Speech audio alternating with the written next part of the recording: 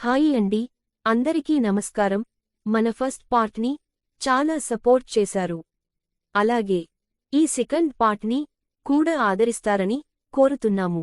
ఎవరైతే కొత్తగా చూస్తున్నారో మన ఫస్ట్ పార్ట్ చూడండి.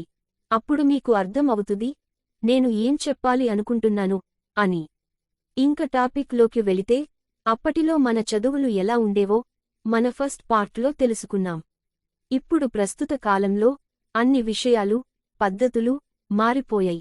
పిల్లలకి పుస్తకాల కన్నా ఎక్కువగా ఫోన్ అవసరంగా మారింది.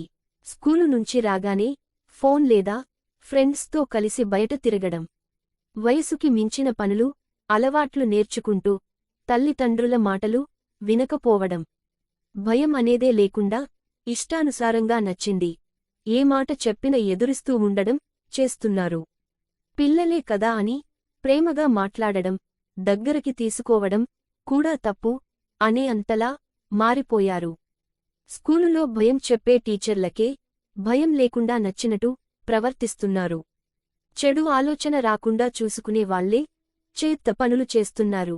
మానవత్వం నేర్పించే వాళ్లే మానవ మృగలుగా మారిపోతున్నారు. వాళ్ళు ఉన్నారు అన్నా మన ధైర్యం పోగొడుతున్నారు.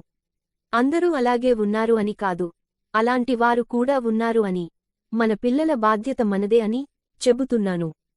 చిన్నతనం నుంచే వారిలో కోపం, ద్వేషం, అసూయ, రాక్షసతత్వం ఇలా చాలా తప్పు ఆలోచనలు ఉన్నాయి. ఇంట్లో అబ్బాయి ఉంటే వాడు బయటకు వెళ్ళి తిరిగి ఇంటికి వచ్చే వరకు ఆ కుటుంబానికి భయమే ఉంటుంది.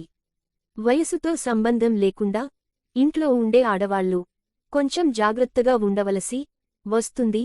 అమ్మా, చెల్లి, అక్క అన వరసలు లేకుండా మన కుటుంబం కాదు కదా అని వారిని బాధపెట్టే విధంగా ప్రవర్తిస్తున్నారు. కాబట్టి మనం మన పిల్లల పట్ల శ్రద్ధ చూపించాలి. ఎప్పటికప్పుడు వారి ఆలోచనలు, కోపం, ప్రవర్తన మీద మన చూపు ఉండాలి. బాల్యంలోనే వారికి భయం, భక్తి, మంచి, చెడు అనేవి నేర్పిస్తే మన ప్రపంచంలో జరిగే దారుణాలు తగ్గే అవకాశం ఉంది. ప్రతి ఒక్కరూ గుర్తుంచుకోవాలి, తల్లిదండ్రులను మించిన గురువులు ఇప్పుడు లేరు. అందుకే లక్షలు ఖర్చు చేసి చదివించడమే కాకుండా లక్షణమైన అలవాట్లు, అందరినీ అర్థం చేసుకునే మనసును, పెద్దవారి పట్ల గౌరవాన్ని నేర్పిస్తూ మన పిల్లల్ని మనమే కాపాడుకుందాం.